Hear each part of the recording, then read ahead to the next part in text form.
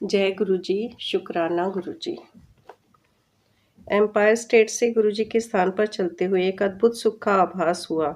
गुरुजी अपने रंगीन लंबे लबादे में अपने स्थान पर आसीन थे। हमारा परिचय करवा कर हमें राजसिक रत्मिक कालीन पर आसन ग्रहण करने को कहा गया। गुरबानी के पवित्र शब्द वातावरण में रस खोलकर उसे और मधुमेह कर रहे थे। एक स्नेहमय किंतु ओजस्वी ऊर्जा पूरे कमरे में फैली हुई थी। कुछ समय पश्चात चाय प्रसाद वितरित हुआ। उसके एकदम बाद गुरुजी ने हमें बुलाया और मेरी घबराई हुई पत्नी को कहा, जा तेरे हस्बैंड को 50% ठीक कर देता, टेस्ट फिर करा लै। उस समय यह विश्वास करना सरल नहीं था कि वह असाध्य रोग ठीक हो गया था, पर हमने गुरुजी की सलाह मानी। बायोप्सी की शेष 4 स्लाइड में से 2 एम्स में दे दी और 2 मुंबई स्थित टाटा संस्थान में भेजी। एक सप्ताह पश्चात परिणाम आने पर हम पुणे एम्पायर स्टेट गए। हमारे प्रवेश करते ही गुरुजी मुस्कुराए और बोले, क्यों डॉक्टर कंफ्यूज हो गए? यह तथ्य था। दोनों संस्थानों से आए निष्कर्षों ने मुझे स्वस्थ घोषित किया था। प्रथम चमत्कार हो चुका था। उसके पश्चात चिकित्सकों ने रोग लक्षण प्रयोगशाला के निर्णयों की अवहेलना न कर उपचार पूरा कराने को कहा। मैंने निश्चित कर लिया था कि अब कोई भी उपचार गुरुजी के कथनानुसार ही होगा। आगे यह हुआ। गुरुजी ने मुझे मिर्चों से भरा हुआ लंगर खाने को कहा। चिकित्सकों के अनुसार, जिन्होंने मुझे केवल उबला हुआ खाना खाने के निर्देश दिए थे, मिर्चें निषिद्ध थी। गुरुजी ने मुझसे उच्चारण भी करवाया और घोषित कर दिया कि मैं पूर्णतया स्वस्थ हूँ। गुरुजी के परामर्श पर मैं विकिरण चिकित्सा करवाता रहा, परंतु मुझ पर कोई दुष्प्रभाव नहीं पड़ा। मुझे कभी कोई उबकाई नहीं हुई। मेरा हीमोग्लोबिन सदा सामान्य से ऊपर रहा। एकमात्र औषधि, यदि इसे ऐसा कह सके, तो गुरुजी द्वारा अभिमंत्रित ताम्र लोटे में जल भरकर पीने की रही। इस क्रिया में पूरी रात्रि जल भरकर रखने के पश्चात प्रातःकाल आधा पीकर शेष से स्नान करना था। इस अति साधारण क्रिया पद्धति से मैं पूर्ण स्वस्थ हो गया। नवजीवन के लिए मेरा ऐसा चमत्कारिक परिवर्तन रहा है, यह सिद्ध करने के लिए मेरी 2 बेटियां और पत्नी हैं। धन्य हैं गुरुजी, उनमें शिव ज्योत का वास है। मैं गुरुजी के संपर्क में 1986 में आया। उनके भीतर शिव ज्योति का वास है। शिव की भांति गुरुजी मानवता के लिए प्रेम एवं करुणा का प्रतीक है। गुरुजी के समक्ष आस्था से आए हुए प्रत्येक व्यक्ति का कल्याण होता है। पूजनीय गुरुजी अपने अनुयायियों को परमात्मा का संदेश देते हैं। इनके अनुसार ईश्वर एक है। मनुष्य की जाति, रंग, भेद, धर्म आदि का कोई महत्व नहीं है। सब एक समान हैं। सब ऐसे ही एक देव परिवार के सदस्य हैं। वह मानवता से प्रेम और जरूरतमंदों की सहायता करने का संदेश देते हैं। उनमें दिव्य शक्तियां हैं और वह सर्वज्ञाता हैं। उन्हें भूत, वर्तमान और भविष्य सबका ज्ञान है। उन्होंने ईश्वर सदृश चमत्कार किए हैं और मरणासन रोगियों को असाध्य रोगों से मुक्त किया है। सर्वत्र कृपा। मुझे अनेक बार गुरु कृपा का सौभाग्य मिला है। 1987 में मेरी पत्नी को अंदरूनी सूजन हो गई थी। असाध्यता रोकने के लिए चिकित्सकों ने तुरंत शल्य क्रिया का सुझाव दिया। हम शल्य क्रिया की सफलता के लिए गुरुजी के पास पहुंचे और उन्हें रोग एवं चिकित्सकों के परामर्श के बारे में बताया।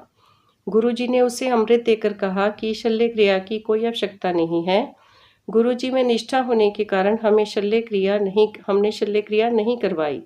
2 वर्ष के उपरांत एक दिन मेरी पत्नी का बहुत पेट दर्द हुआ।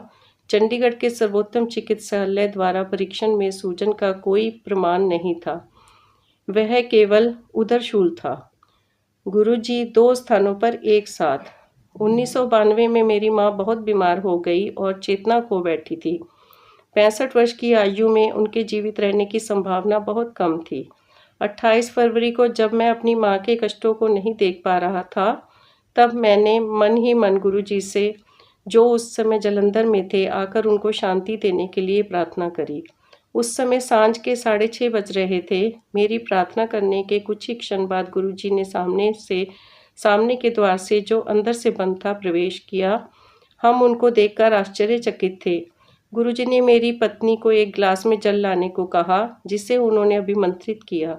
उन्होंने माँ को 2 चम्मच जल पिलाने को कहा और बताया कि वह अर्धरात्रि में 2 बजे तक जीवित रहेंगी। गुरुजी फिर 10 मिनट तक बाहर नहीं आने का निर्देश देकर चले गए।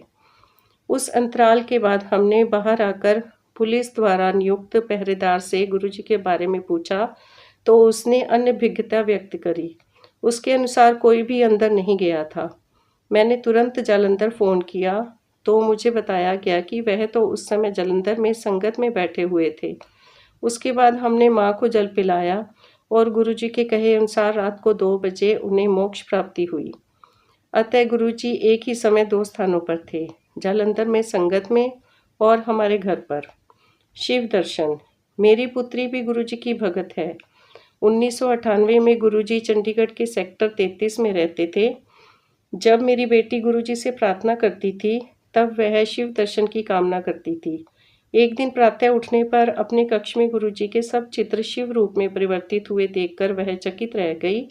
अतिथि कक्ष में प्रवेश करने पर उसने कालीन पर शिव को गुरुजी के चित्र को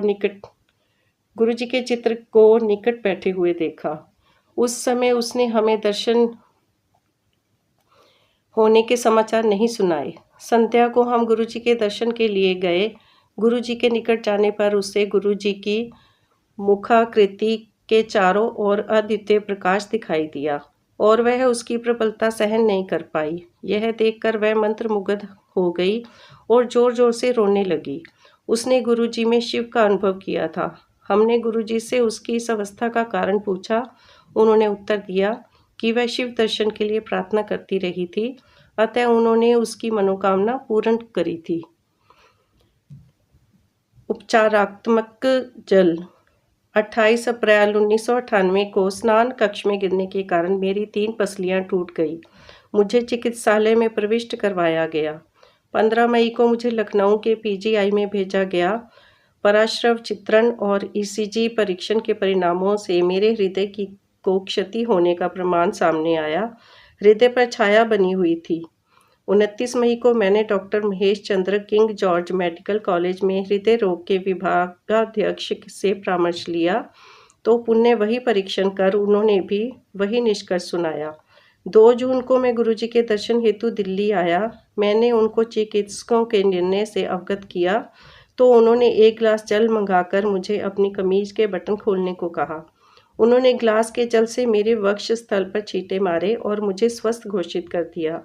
साथ ही उन्होंने परीक्षण करवाने का निर्देश भी दिया।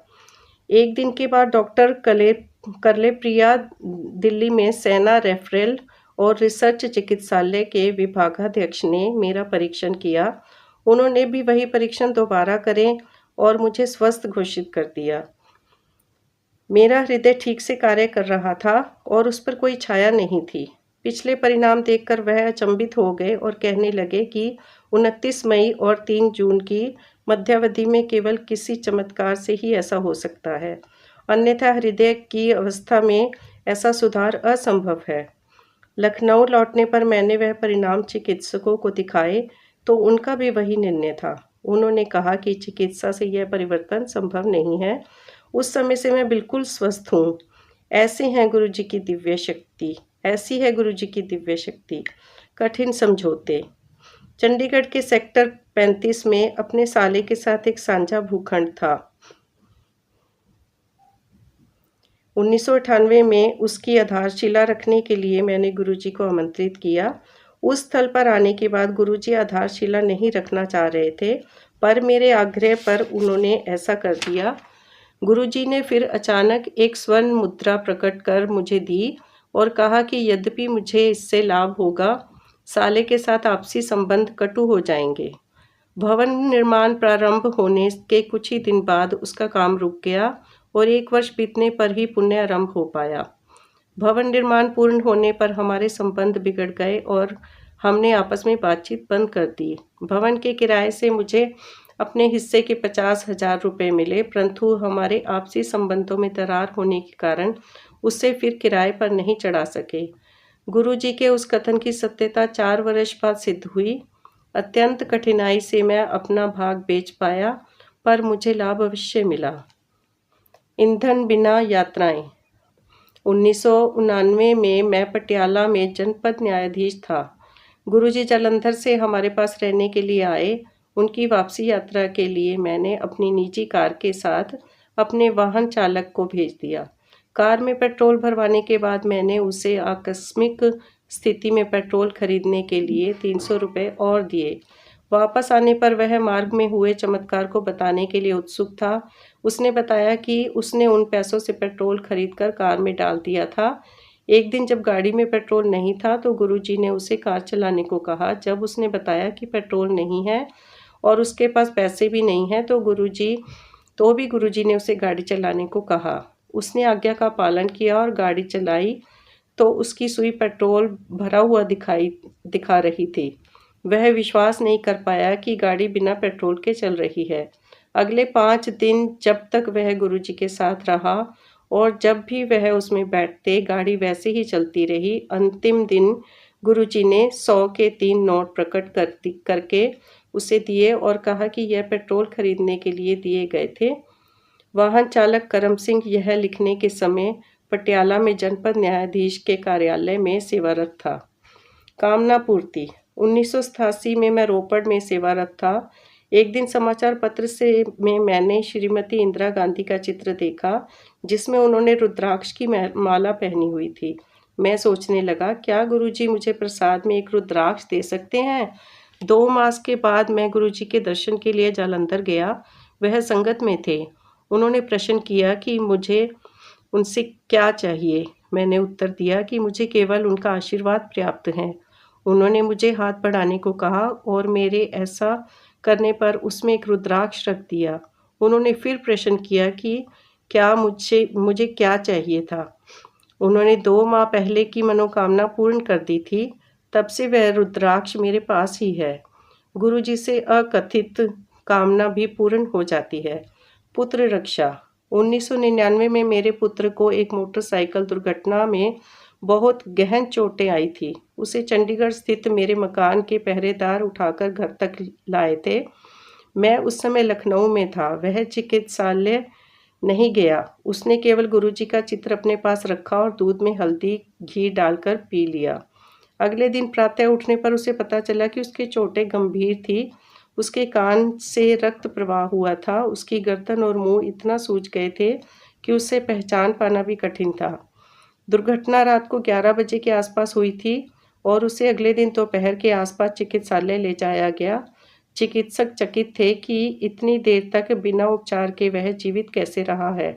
उसे तुरंत आकस्मिक कक्ष में ले गए और परीक्षण करने पर पता लगा कि उसके मस्तिष्क में रक्तस्राव था और सिर पर दरार आ गई थी। सौभाग्यवश अंदर की चोट का रक्त प्रवाह कान से हो गया था। चिकित्सक तुरंत शल्य क्रिया करवाने को कह रहे थे, पर उसने अगले दिन दोपहर तक हमारे लखनऊ से लौटने की प्रतीक्षा करी। मार्ग में मैंने गुरुजी से संपर्क स्थापित कर उनको दुर्घटना के बारे में बताया तो उन्होंने अपने आशीर्वाद का आश्वासन दिया। इस अवधि में मेरे पुत्र की निकटता से देखरेख होती रही। गुरुजी की कृपा से उसे शल्य क्रिया की आवश्यकता नहीं हुई, किंतु उसके मुख पर पक्षाघात हो गया। गुरुजी ने एक अभिमंत्रित लोटा भेजा और उसका जल उसको देने को कहा। उसको जल देते ही उसमें सुधार होने लगा। चिकित्सकों का विस्मित करने के लिए उसका लकवा 2 दिन में ही ठीक हो गया। मेरे बेटे को चिकित्सालय से घर भेज दिया गया और कुछ ही दिन में वह पूर्ण स्वस्थ हो गया। बाद में किए गए परीक्षणों से उसे सिर पर कोई दरार या मस्तिष्क की चोट दिखाई नहीं दी। मेरा बेटा उस समय से बिल्कुल स्वस्थ है। गुरुजी की उपचार शक्ति अद्वितीय है। उन्होंने मेरे पुत्र को शिव रूप में दर्शन देकर भी उसे आशीर्वाद दिया है। गुरुजी ने इस प्रकार से अनेक चमत्कार किए हैं और जरूरतमंदों के लिए करते रहते हैं। वह सबसे एक समान प्रेम करते हैं। उनकी करुणा अपार है। जिसको उनमें आस्था है वह अपना जीवन पवित्र कर सकता है। यदि हमें उनमें निष्ठा है तो वह हमें चिंता मुक्त कर देते हैं। गुरुजी को कोई लौकिक आवश्यकता नहीं है। निवेद को वह अस्वीकार कर देते हैं। उन्हें कोई चाहत भी नहीं है। वह इस पृथ्वी पर हमारे दुख दूर करने आए हैं।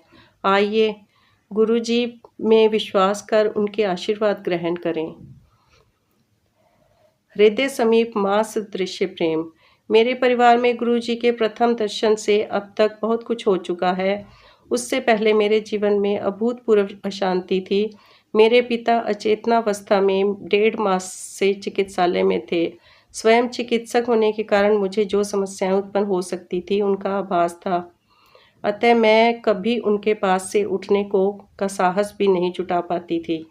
एक दिन मैं इतनी निराश और निरुत्साहित हो गई कि जीवन से और जूझने की शक्ति मानो गँवा बैठी। सब कुछ उलट-पुलट लग रहा था, आर्थिक स्थिति डामाडोल थी और पिता को प्रति मिनट जीवित रखने की चेष्टा अति कठिन लग रही थी। मेरी बहन और भाई भी सब प्रयास कर रहे थे, कोई भी प्रयत्न सफल नहीं हो पा रहा था। मैं पूरी तरह से निराश हो गई थी। आँसू रोके हुए मैं सोच रही थी कि प्रभु क्यों नहीं आकर मेरे परिवार और हम सबकी सहायता करते हैं? मैंने उनमें सदा हृदय से विश्वास और प्रेम किया था, फिर क्यों वह हमारी पुकार नहीं सुनते हैं? मेरे लिए किसी ऐसे व्यक्ति से मिलना नितांत आवश्यक था, जो मेरे बिना कुछ कहे मेरे समस्त दुःख समझ सके, जो हमें अपने आश्रय में ले सके, जो मुझे इतनी शक्ति दे सके कि मैं वास्तविकता का सामना कर सकूं और जब भी मैं कठिनाई में हूँ, तो मुझे वहाँ से निकाल सकें। एक रात मैं सो नहीं पा रही थी। प्रातः 3 बजे के आसपास मेरे भाई शिव ने अचानक कमरे में प्रवेश किया और हमें कुछ प्रसाद दिया। शिव ने कहा कि वह गुरुजी के यहाँ गया था और वहाँ पर कुछ सुने हुए चमत्कारों का वर्णन किया। उसके बाद मुझे गहरी नींद आ गई। अगले दिन मेरे पति और मैंने गुरुजी के दर्शन करने का निश्चय किया। तब भी मुझे यह पता नहीं था कि जब तक वह स्वयं नियत नहीं करें, उनके दर्शन नहीं हो पाते हैं। मेरी कल्पना में हम किसी वृक्ष के नीचे बैठे हुए लंबी दाढ़ी वाले बाबा से मिलेंगे, पर उनसे मिलकर मुझे अति आश्चर्य हुआ। एक ऐसी तीव्र दिव्य ज्योति वाले महानुभाव थे, जो छोटे बालक की भांति मुस्कुराते थे और जिनकी आंखें आपको भेद देने की क्षमता रखती थी। वह आपको अंदर तक छू जाते थे। जय गुरु जी, शुक्राना गुरु जी।